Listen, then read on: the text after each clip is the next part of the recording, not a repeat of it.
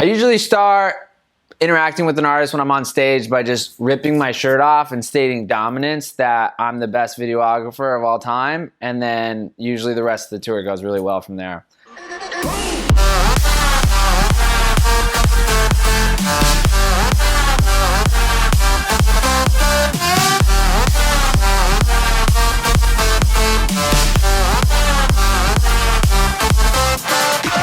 Guys, we're talking about Tiesto and how I went on a tour all through China, and I can only name you one of the cities because it's so hard to pronounce all the cities that we went to, and Tiesto would say the same thing. Tiesto and I actually got to know each other late 2016 with Drew and Alex, the Chainsmokers. I was shooting them for my very first time on my solo run with them. I was doing a New Year's run, and we were at a festival called Decadence, I believe, and we just were like, I was following Drew and Alex when we walked into his green room, and I was like, oh, no way, that's Tiesto, that's crazy.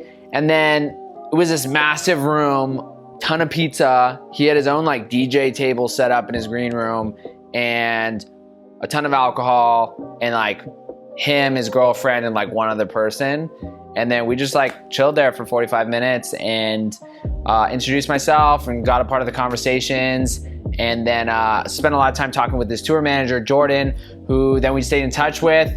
Fast forward like 8 months later, I saw him in Norway. I shot his stage for the festival. And then Jordan, the tour manager, was like, well, you gotta get you out on a run. And you fast forward another 8 months, and then we did this tour throughout China. So it was a really like long time in the making, but it's just crazy to see that like a connection that you make over a year ago could lead to something as epic as what we did in China. Interacting with artists before the tour it changes with every camp. Like I just shot Khalid at Coachella, and I didn't interact with Khalid like at all about the video project. I was dealing with his creative team, and they kind of tell me what they want and general vibes, but I have like a lot of creative control.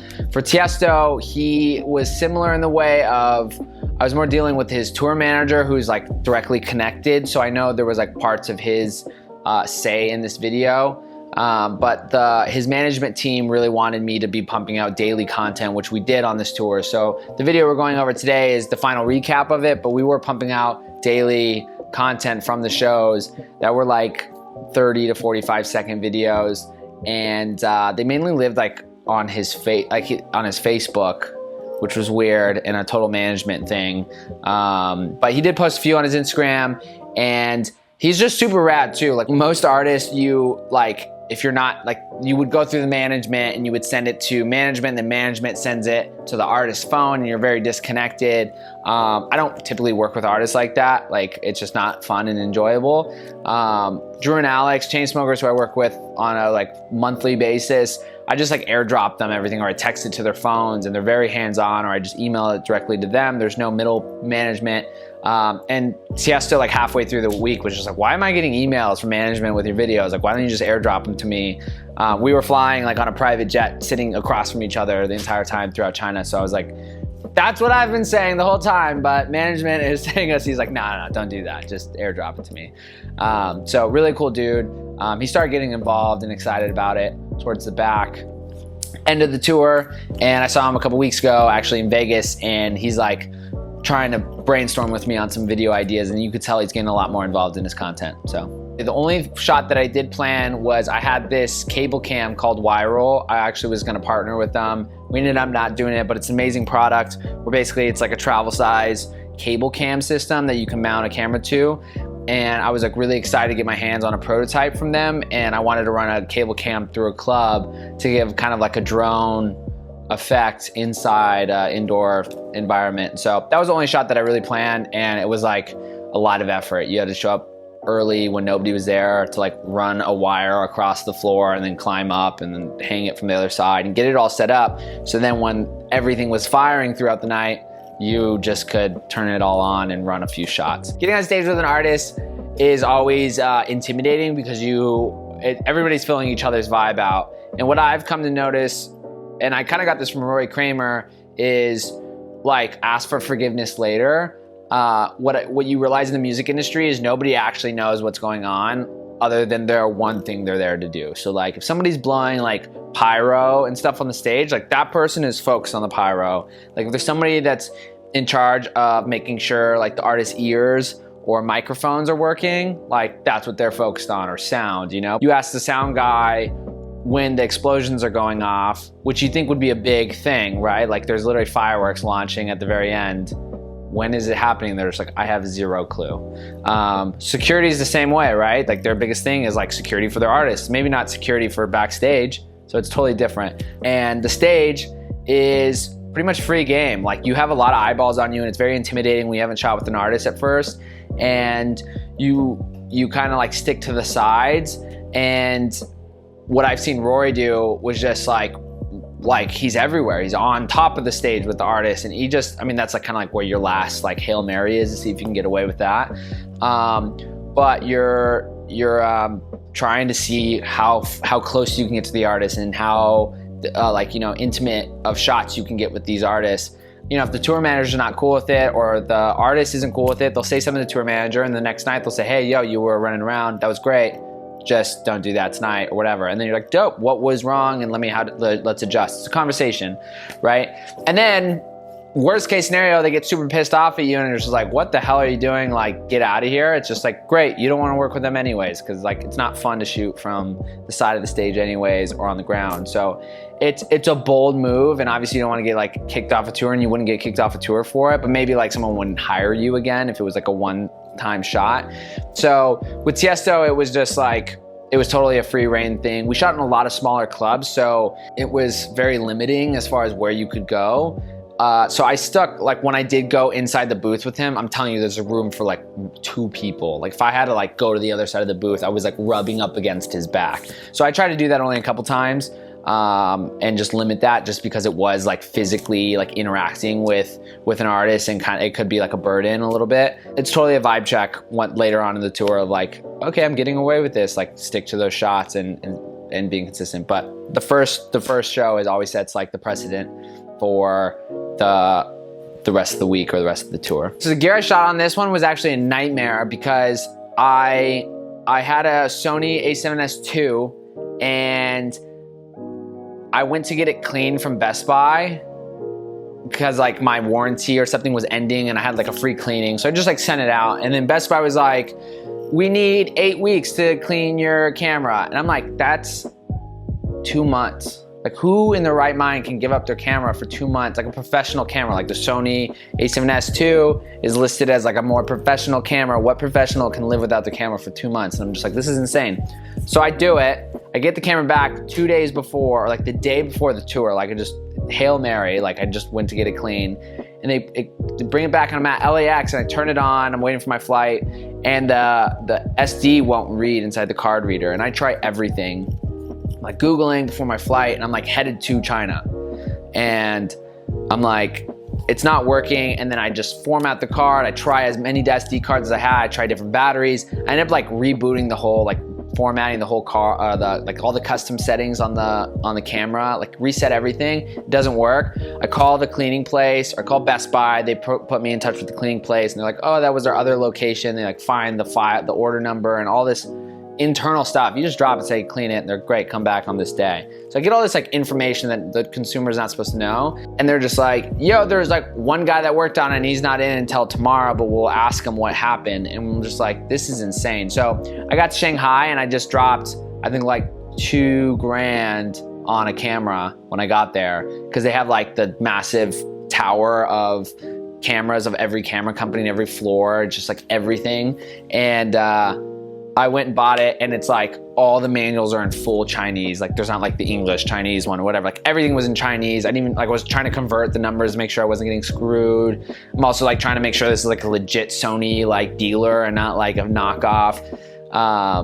So it was crazy. So I rolled with 2 a7S IIs. I basically spent what I was making on this tour, or I don't even know what I got paid, but I was spending a lot of money on this camera just to get my job done, which was crazy. So that was my main camera for the whole week, and I needed that one specifically because the a7S II crushes in low light. We're gonna be in a ton of really like dark environments. So that was the gear I carried.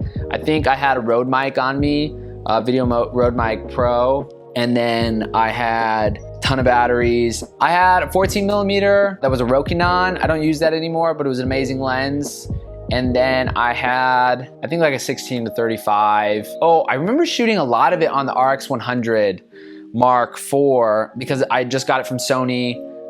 They sent it to me and I just wanted to try it out. It has like a lot of crazy functionality and like a higher frame rate that you can get on the A7S II. So I used that, and also Tiesto doesn't like being shot all the time compared to the Chainsmokers or some other artists. And so I wanted to have like a less intimidating camera, especially when we're like flying together and traveling together, and you know, maybe you didn't want to be getting shot like that. So just kind of shooting from the hip with the smaller camera. As far as the gimbal goes, I think I had the Pilot Fly 2. This was 2 years ago, which isn't that long ago, but if you think about how many projects I've done in the last 2 years, it's like so hard to think back on what exactly I brought. But I think I had the Pilot Fly 2, or not the 2, the Pilot Fly 1, because there was still like a bar covering the screen. It was absurd. But I didn't even use it. It was so crowded. Like the clubs were like 700 person clubs, and they're just like 1,000 people are in there, and everybody's got like 2 cigarettes in each hand, 4 cigarettes total, in case you guys struggle like in math like me,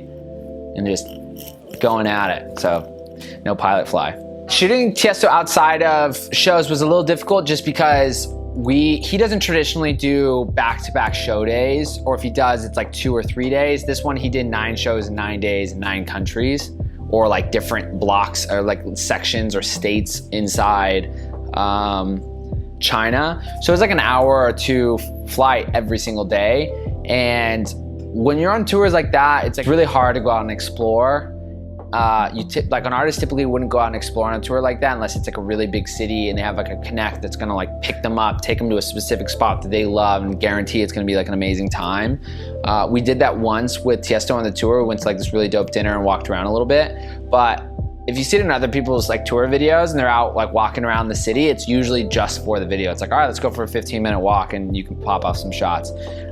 So it was hard shooting Tiesto outside of the tour just because it was such a grind. And I don't think he was used to that many back-to-back cities. And also China is just like another world and planet. It's hard to get around. You really got to have people with you to show you around, and it was difficult in that aspect outside of the show. So that was the gear that I used.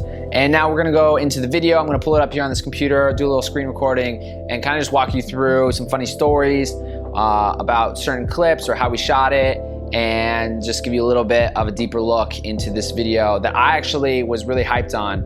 I actually edited this in Bali. It was my first time to Bali, so I went straight from this tour. I flew to Bali by myself, and I spent 2 weeks there completely by myself, and then the 2 weeks after that, Reese came out with my girlfriend and we just kind of ran around. But I edited this in 3 days in a villa in Bali that was meant for 8 people. The staff was just like, why is this kid here on his computer not exploring Bali and just like I was editing by himself, and he doesn't have any friends.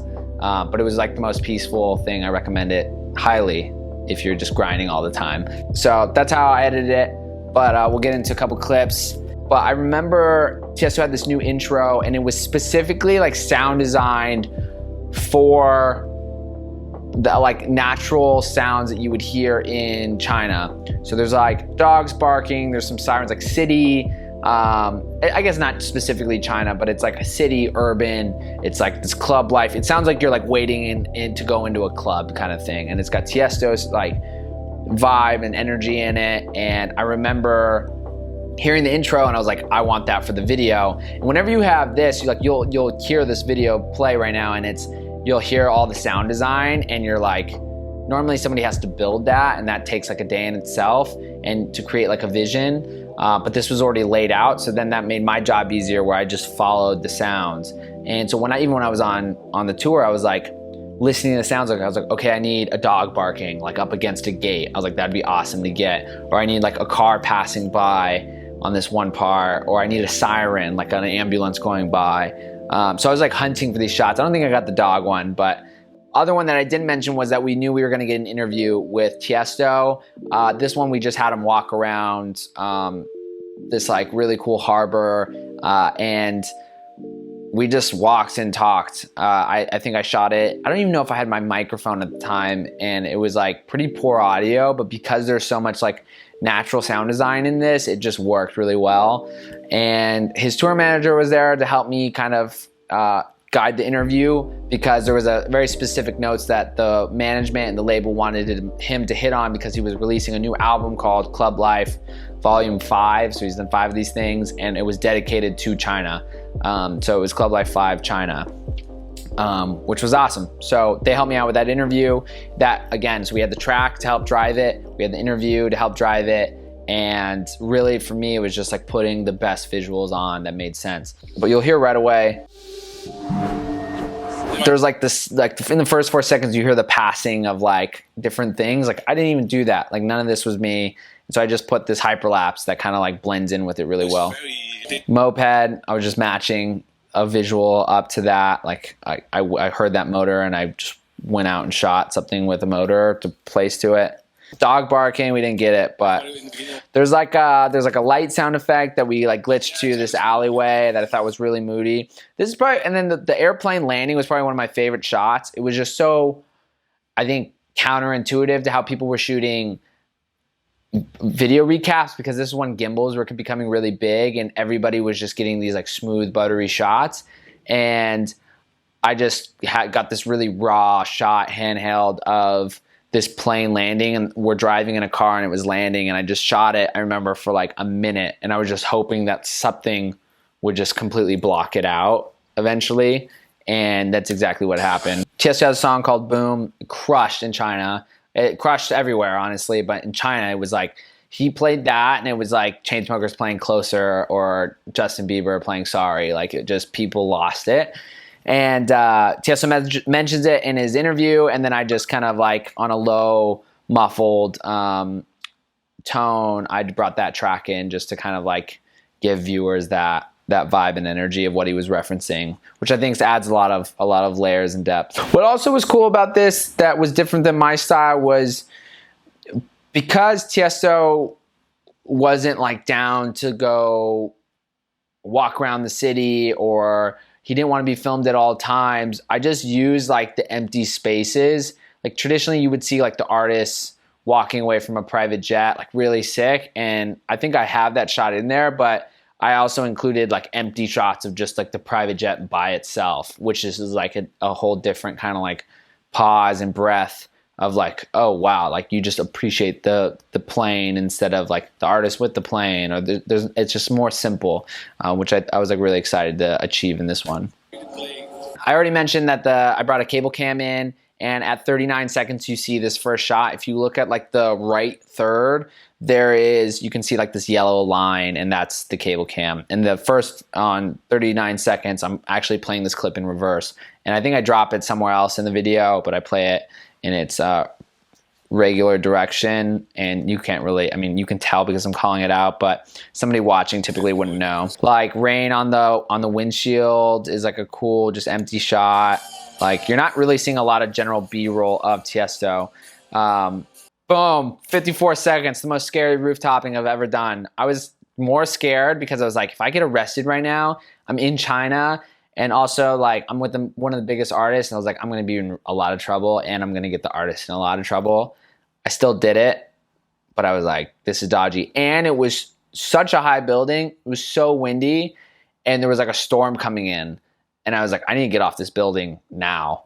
And it was like a huge slant, and there was a ladder laid on the ground for you to kind of like put your feet on for grips, because it was such a smooth slant, and it was just spooky. I remember like having Snapchat spectacles, and I had just got them, and I was shooting something for Snapchat. So I was like, I'm going to get spectacle content, and I'm going to throw it in the Tiesto video as well. But it's just like totally out of context for a normal Tiesto tour video, but it fits the vibe, and nobody questioned it. A lot of this video was made up of me just walking around and exploring the cities at night, or on my own time. And by that I mean I had like an hour free. Tiesto's just such a good dude too. He's smiling so much, and he's just, when he's on camera, he's just all good vibes, which is so rad. I remember actually walking out of one of the clubs. It was so filled with smoke, which is ironic because there's signs that say you'll be fined like $500 or the equivalent or something if you get caught smoking in the club. And basically everybody's smoking, and like I've literally never seen people hold 2 cigarettes before. like this. Like, it doesn't make any sense. Like, you can't do anything. Like, you're partying with 2 cigarettes. But they were just smoking so much, and there's like no ventilation. I just remember not being able, I like shot a whole show with a mask. I wore 2 masks, and I like had to walk out, and your clothes just get ruined every single night. And I like walked out one time because I was like short of breath, and I was just like sweating a ton. And I was like, I just need fresh air. And I spent like 10 minutes outside, which I've never done. I've never like left a show before ever. I knew I had all the shots I needed anyways. But I was like, I just needed fresh air. But it was cool to see like another country just rage hard. Like, China definitely likes to party and go after it, which was awesome. It was cool to see. And they have like a mad respect. Like, and I think that's why Tiesto was going for China, was like, not a lot of artists can go to China and play shows and have successful shows. And that's what he was going for. And he crushed it, and it was cool to be a part of, because I don't know, not too many, I don't know if he's going to go back. Not too many artists are going to go out there. I don't know if I'll ever go to those cities again, just because they're so random, but there's a market out there, and I was able to experience 9 different cities in China, which is awesome. And I was 23, which is crazy. Very spoiled. Very grateful for Tiesto to invite me out. So that was how I shot the tour with Tiesto in China. We've worked on another music video together, and we've got a lot of stuff in the works with Tiesto, both tours and more music videos, which I'm very excited about. We will see you next week with another video just like this.